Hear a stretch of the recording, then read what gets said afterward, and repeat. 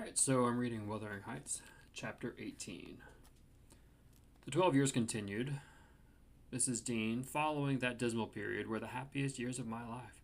My greatest troubles in their passage arose from our little lady's trifling illnesses, which she had experienced in common with all children, rich and poor. For the rest, after the first 6 months, she grew like a lark, and could walk and talk too in her own way before the heath blossomed a second time over Mrs. Linton's dust. She was the most winning thing that ever brought sunshine into a desolate house. A real beauty in face with the Earnshaw's handsome dark eyes, but the Lintons' fair skin and small features, and yellow curling hair. Her spirit was high, though not rough, and qualified by a heart sensitive and lively to excess in its affections. That capacity for intense attachments reminded me of her mother. She still did not resemble her, for she could be soft and mild as a dove, and she had a gentle voice and pensive expression. Her anger was never furious, her love never fierce. It was deep and tender. However, it must be acknowledged, she had faults to foil her gifts. A propensity to the saucy one, and a perverse will that indulged children invariably acquire, whether they be good-tempered or cross. If a servant chanced to vex her, it was always, "I shall tell Papa," and if he reproved, even by a look, you would have thought it a heart-breaking business. I don't believe he did ever speak a harsh word to her. He took her education entirely on himself and made it an amusement.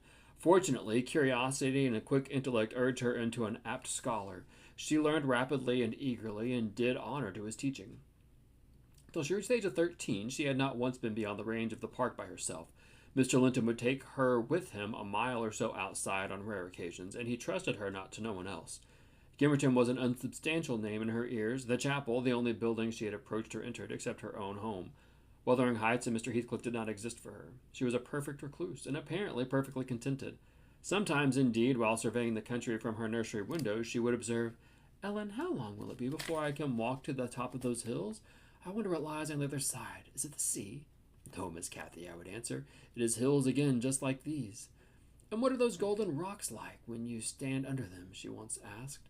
The abrupt descent of Pettistone Crags particularly attracted her notice, especially when the setting sun shone on it, and the topmost heights and the whole extent of landscape besides lay in shadow. I explained that they were bare masses of stone and hardly enough earth in their clefts to nourish a stunted tree. "And why are they bright so long after it is evening here?" she pursued. "Because they are a great deal higher up than we are," replied I. "You could not climb them, they are too high and steep. In winter the frost is always there before it comes to us, and deep into summer I have found snow under that black hollow on the northeast side."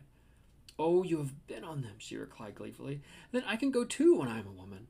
Has Papa been, Ellen?" "Papa would tell you, miss," I answered, hastily, "that they are not worth the trouble of visiting. The moors where you ramble with him are much nicer, and Thrushcross Park is the finest place in the world." "But I know the park, and I don't know those," she murmured to herself, "and I should delight to look round me from the brow of that tallest point my little pony Minnie shall make me some time." One of the maids, mentioning the fairy cave, quite turned her head into a desire to fulfill this project. She teased Mr. Linton about it, and he promised he should have the journey when she got older, but Miss Catherine was measured her age by months, and "Now I am old enough to go to Pettistone Crag," was the constant question in her mouth. The road thither was closed by Wuthering Heights. Edgar had not the heart to pass it, so he received as constantly the answer, "Not yet, love, not yet." I said Mrs. Heathcliff lived above a dozen years after quitting her husband. Her family were of a delicate constitution. She and Edgar both lacked the ruddy health that you will generally meet in these parts. What her last illness was, I was not certain. I conjecture they died of the same thing, a kind of fever, slow at its commencement, but incurable and rapidly consuming life towards the close. She wrote to inform her brother of the probable conclusion of a 4 months' indisposition under which she had suffered, and entreated him to come to her if possible, for she had much to settle, and she wished to bid him adieu and deliver Linton safely into his hands. Her hope was that Linton might be left with him, as he had been with her. His father, she was fain convinced herself, had no desires to assume the burden of his maintenance and education. My master hesitated not a moment in complying with her request, reluctant as he was to leave home at ordinary calls. He flew to answer this, commending Catherine to my peculiar vigilance in his absence, with reiterated orders that she must not wander out of the park, even under my escort. He did not calculate on her going unaccompanied. He was away 3 weeks. The first day or two, my charge sat in a corner of the library, too sad for either reading or playing, In that quiet state she caused me little trouble, but it was succeeded in an interval of impatient, fretful weariness, and being too busy and too old then to run up and down amusing her, I hit on a method by which she might entertain herself. I used to send her on travels around the grounds, now on foot, and now on a pony, indulging her with the patient audience of all her real and imaginary adventures when she returned. The summer shone in full prime, and she took such a taste for this solitary rambling that she often contrived to remain out from breakfast till tea, and then the evenings were spent in recounting her fanciful tales. I did not fear her breaking bounds, because the gates were generally locked, and I thought she would scarcely venture forth alone if they had stood wide open. Unluckily, my confidence proved misplaced. Catherine came to me one morning at 8 o'clock and said she was that day at Arabian merchant, going to cross the desert with a caravan, and I must give her plenty of provision for herself and beasts, a horse and 3 camels, personated by a large hound and a couple of pointers.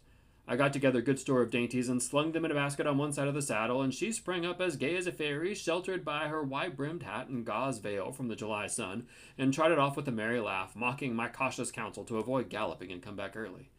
The naughty thing never made her appearance at tea. One traveler, the hound, being an old dog and fond of its ease, returned, but neither Cathy nor the pony nor the 2 pointers were visible in any direction, and I dispatched emissaries down the path, and the path at last went wandering in search of her myself. There was a laborer working at a fence round a plantation on the borders of the grounds. I inquired of him if he had seen our young lady. I saw her at morn, he replied. She would have been to cut a hazel switch, and then she leapt her galloway over the hedge yonder, where it is lowest, and galloped out of sight. You may guess how I felt at hearing the news. It struck me directly that she must have started for Pinnistone Crags. What will become of her? I ejaculated, pushing through a gap which the man was repairing, and making straight to the high road. I walked as if for a wager, mile after mile, till a turn brought me in view of the heights. But no Catherine could I detect, far or near. The crags lie a mile and a half beyond Mr. Heathcliff's place, and that is 4 from the Grange. So I began to fear night would fall ere I could reach them. And what if she should have slipped in clambering among them, I reflected, and been killed or broken on some of her bones? My suspense was truly painful, and at first it gave me delightful relief to observe, in hurrying by the farmhouse, Charlie, the fiercest of the pointers, lying under a window with swelled head and bleeding ear. I opened the wicket and ran to the door, knocking vehemently for admittance. A woman whom I knew and who formerly lived at Gimmerton answered, she having been the servant there since the death of Mr. Earnshaw. Ah, said she, you are come a-seeking your little mistress. Don't be frightened, she's here safe, but I'm glad it isn't the master. He's not home then, is he? I panted, quite breathless, not quick, walking around with alarm. No, no, she replied. Both he and Joseph are off, and I think they won't return this hour or more. Step in and rest you a bit.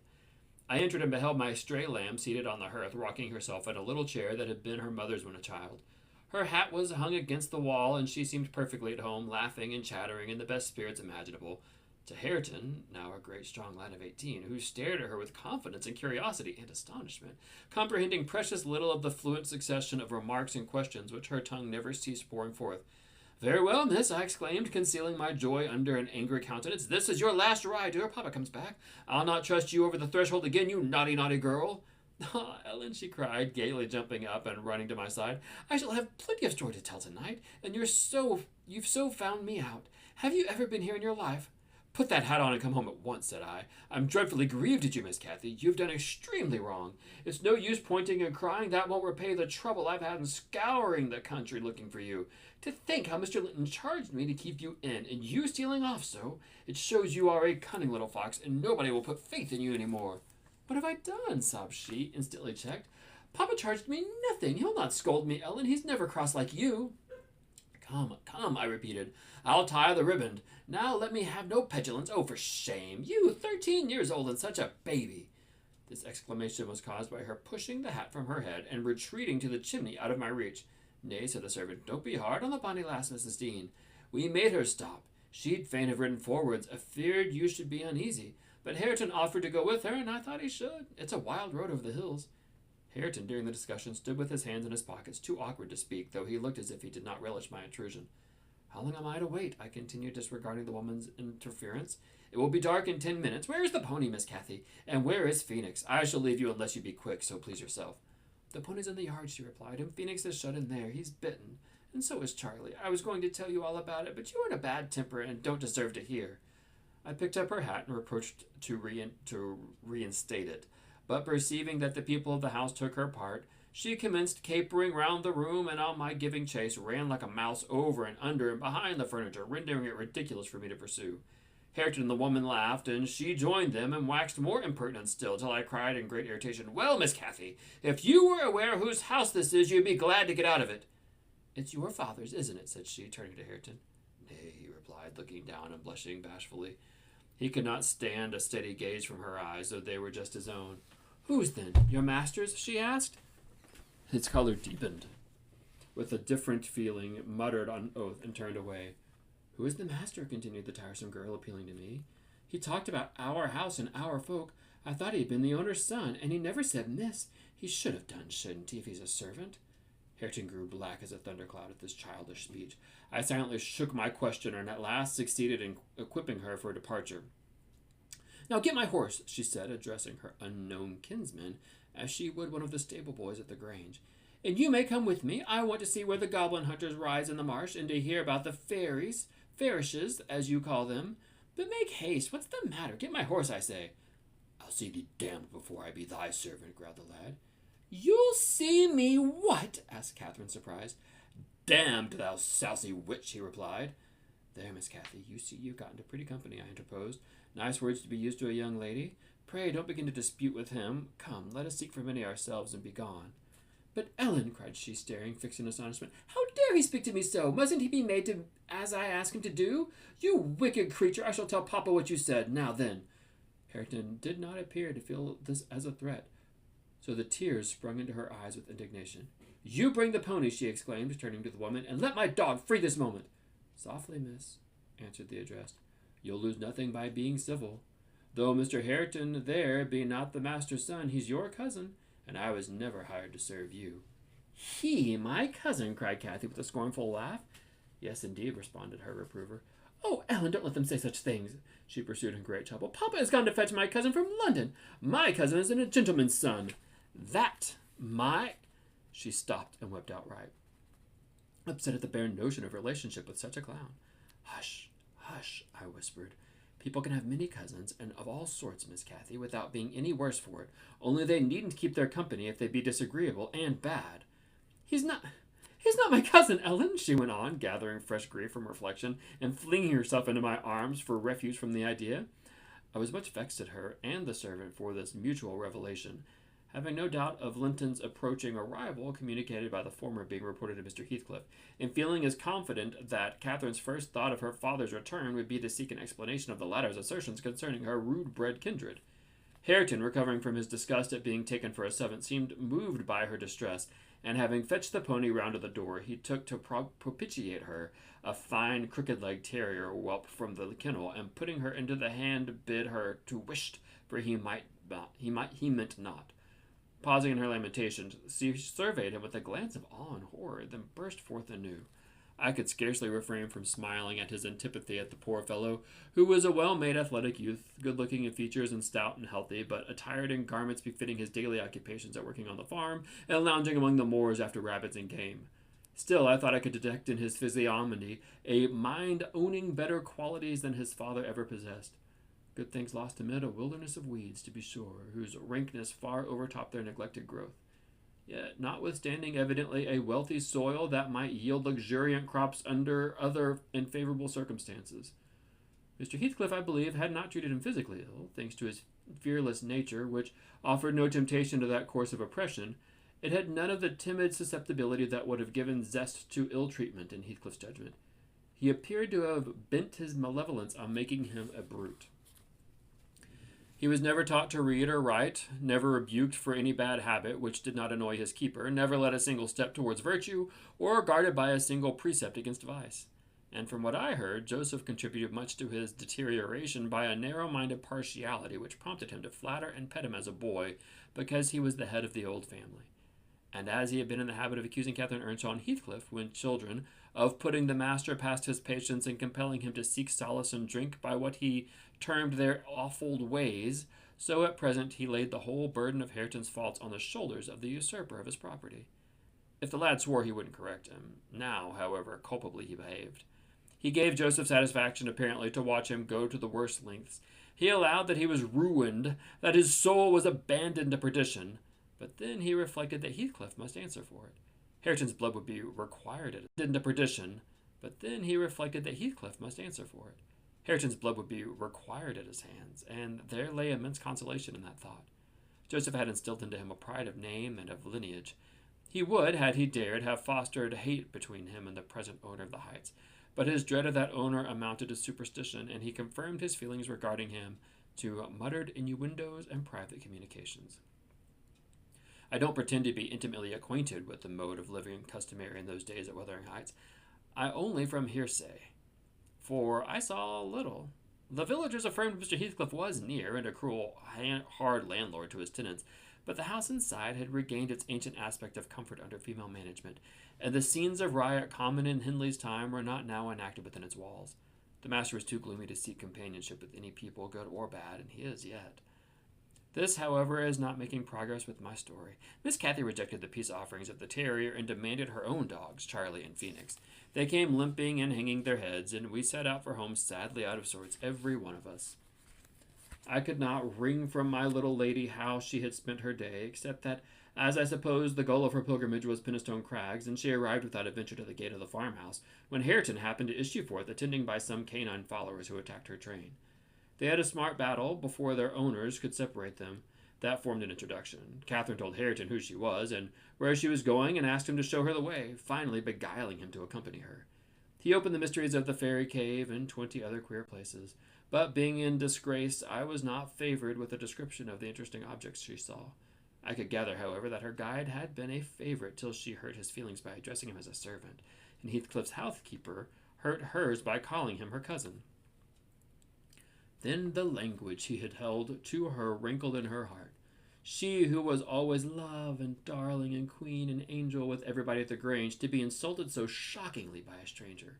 She did not comprehend it, and hard work I had to obtain a promise that she would not lay the grievance before her father. I explained how he objected to the whole household at the Heights, and how sorry he would be to find she had been there, but I insisted most on the fact that if she revealed my negligence of his orders, he would perhaps be so angry that I should have to leave, and Cathy couldn't bear that prospect. She pledged her word and kept it for my sake. After all, she was a sweet little girl. Okay, so this chapter is a lot less dark and heavy as the previous two chapters that I've read. The previous chapters, we have Catherine and Heathcliff going after each other, the tragic death of Catherine, the fights between Heathcliff and Edgar, and finally we have a little bit of levity and lightness. The book is dark and heavy, as I've said over and over again while reading this on my YouTube channel. We've got a horrible, hateful, evil man who falls in love with a horrible, hateful, evil woman, and they do horrible, hateful, evil things to everybody around them. The first third of the book is their childhood. The middle third is their 20s, I guess. And it's really pretty dark. And the last third of the book, things just start get a little lighter. It is pretty nasty still at some points, but this is my favorite, one of my favorite novels. It's in my top 10, Wuthering Heights by Emily Bronte. It is definitely a gothic romance. If you enjoyed this, I've read the first half of the book on my YouTube channel, Daniel Fields Reads Lit. And I've also read all of Frankenstein and 1984. I've got over 100 poems on my YouTube channel that I've shared, and quite a few short stories. So if you're enjoying this, I'll be back again soon to read the next chapter.